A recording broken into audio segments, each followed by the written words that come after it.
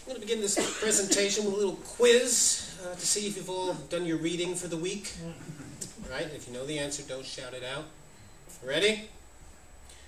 Who was it who said, what great American genius was it who said, when large numbers of people are unable to find work, unemployment is the result?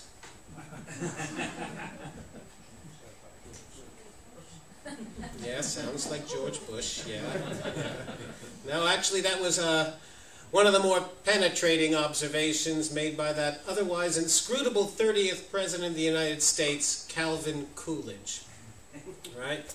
Picture this. It's the spring of 1928. It's more than a year before the Wall Street crash. Right? The American economy appears buoyant, and yet Coolidge surprises the country with his announcement that he will not seek re-election to the presidency. What does he know?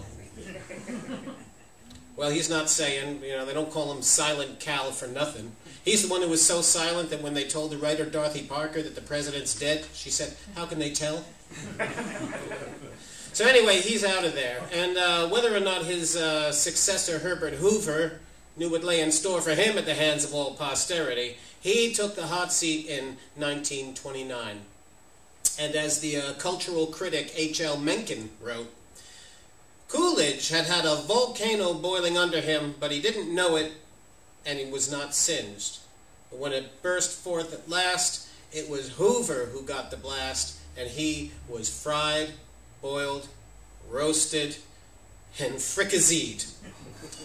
Now, I think to a lot of people, conventionally, the entire blame for the Great Depression of the 1930s rests squarely on the shoulders of this one individual, Herbert Hoover. And of course, that's an unfair assessment. It was a lot more complex than that. And actually, the guy could be generous. It was Hoover, after all, who organized the massive relief program for Belgium after the First World War. But it was the same Hoover who, at home, declared all federal aid or relief to be the official subsidization of idleness and an abhorrent notion.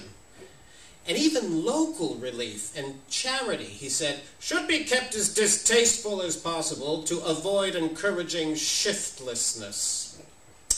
So it's not surprising that in popular speech and folklore and folk song, it was Herbert Hoover who gave his name to those dilapidated shanty towns of the dispossessed lining America's railroad tracks during the Depression, when you had entire families living in old dwellings of tar paper and tin and packing crates and tow sacks and the bodies of abandoned cars. No matter where these slums were, across the country they had the same name, Hooversville.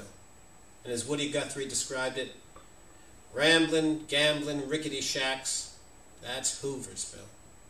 Rusty tin and raggedy sacks makes Hooversville.